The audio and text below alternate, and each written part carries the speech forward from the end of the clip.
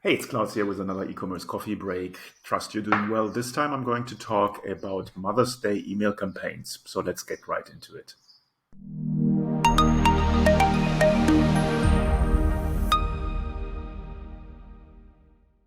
Mother's Day in 2021 is 9th of May this year. So we are in the beginning, the first week of April, and this is the right time to start your email promotion towards Mother's Day.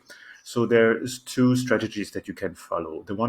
One way that I follow right now, this week started, is that I use one product in my store and promote this with a 24-hour discount to my audience. So basically it says, we're working up or we got you covered for Mother's Day, order in time.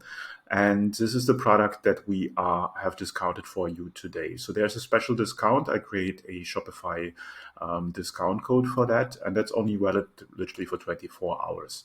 And then I send out the email with the product image, with some testimonials of the product, some reviews, and give them a chance to buy. I will do that the whole week, so I do it 7 times. And every day I promote a different product that's geared towards Mother's Day. So this is the one strategy. The other strategy then starts in mid of April, where I work my way towards Mother's Day. Now, I basically take the last day of shipping and work my way backwards. What do I mean with that? So if I have a 7-day shipping to get the product to the customer in time for Mother's Day, I will start, for instance, let's say on the 28th of April. That's my shipping cutoff date. On that day, I want to have a huge promotion and do 2 or 3 emails to the customers on that day with a special discount code and saying this is your last chance to order the product or your product so that it gets delivered in time for Mother's Day.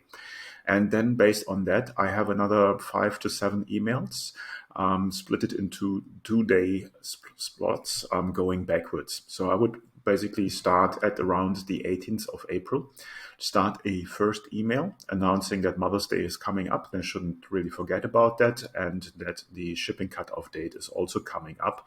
And if they want to be on the safe side to get the product delivered in time, they have to order today or this week.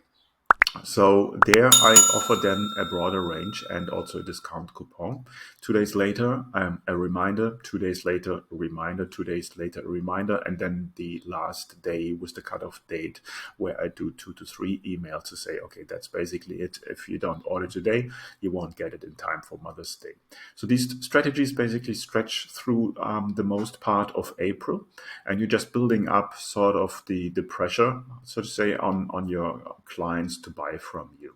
Now, what you should do is obviously when you segment your campaigns in Klaviyo or whatever email service provider you use for email marketing automation tool you use for your email marketing, then you want to segment in a way that you take the buyers out. So everyone who has bought already these products, specific products that you either promote in the first part of the strategy or in the second part of the strategy, you do not want to send them another email. So basically all the buyers within April, they will be excluded from your campaign, because otherwise they will be annoyed to say, I just bought from you and now you're going to pressure me to buy more or whatsoever. So this should work very well for getting sales in April in. So you're just coming out of the Easter holidays, and now the next email marketing campaign you should run will be Mother's Day. I hope that makes sense. If you have any questions, as always, let me know. If you need help with your email marketing strategy and the conversion rates of your Shopify store, then let me know. I run a coaching program, which is called Get Conversions. I'm only working with a limited number of people each month. So if you want to apply, then click the link in the description to get to my website.